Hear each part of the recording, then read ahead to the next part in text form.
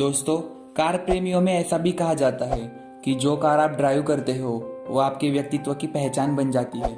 और शायद इसी वजह से हर्षद मेहता जी ने उस वक्त की एक लग्जरियस कार को खरीद लिया था। दोस्तों, आज हम बात करने वाले हैं हर्षद मेहता जी के पास जो कार थी उसके बारे में। वो कार थी लेक्सस कार, जो हर्षद मेहता जी की एक पहचान बन चुकी थी। वो कार भारत में सिर्फ उन्हीं के पास थी, क्योंकि उस वक्त वो कार सिर्फ भारत में एक ही लॉन्च हुई थी और वो भी हर्षद मेहता जी ने खरीद ली थी। दोस्तों, अगर देखा जाए तो हर व्यक्ति कार का बड़ा ही शौकीन होता है और इसी तरह से हर्षद मेहता जी भी कार के बहुत ही बड़े शौकीन थे।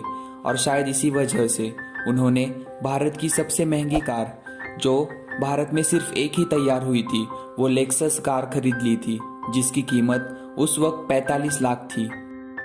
दोस्तों, उनका स्कैम एक्सपोज होने के पीछे भी उस कार का बहुत बड़ा योगदान रहा है।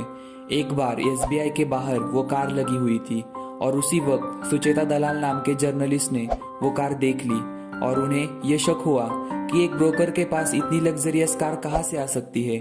और इसी वजह से उन्होंने हर्षद मेहता के स्कैम पर इन्वेस्टिगेशन करना शुरू कर दिया और उसी के बाद उनको धीरे धीरे करते हुए बहुत सारे सबूत हर्षद मेहता के खिलाफ मिलने लगे और जिससे ये साबित हुआ कि हर्षद मेहता जी ने एक बहुत बड़ा स्कैम किया है। और इसी वजह से हम ये भी कह सकते हैं कि वो लेक्सस कार हर्षद मेहता जी का स्कैम एक्सपोज होने के पीछे एक बहुत बड़ा कारण साबित हुई है। और जब हर्षद मेहता जी का स्कैम एक्सपोज हुआ और उनकी सारी प्रॉपर्टी ऑक्शन के जरिए बेच दी गई, तो उसी वक्त उनकी वो लेक्सस कार वो भी ऑक्शन के जरिए बेच दी गई थी।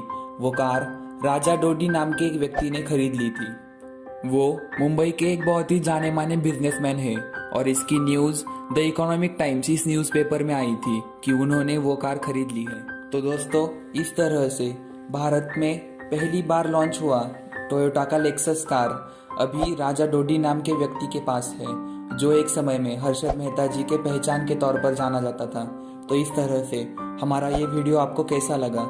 इसी तरह के वीडियोस देखने के लिए कृपया हमारे चैनल को सब्सक्राइब करें और इस वीडियो को लाइक करें और शेयर करें।